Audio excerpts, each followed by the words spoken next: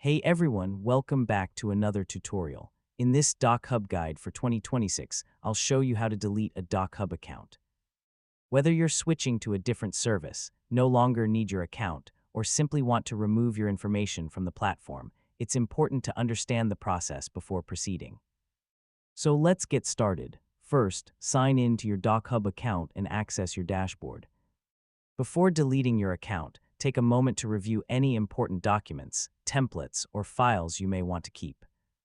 If there are documents you might need in the future, download and back them up to your computer or cloud storage service.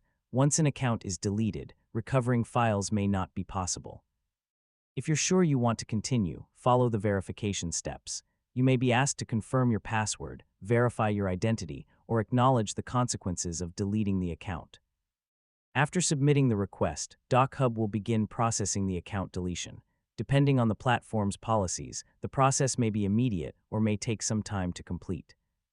Finally, watch for any confirmation emails or notifications that verify your account has been successfully deleted.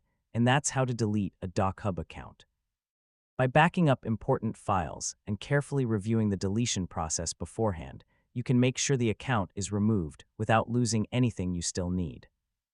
Thanks for watching, and I'll see you in the next tutorial.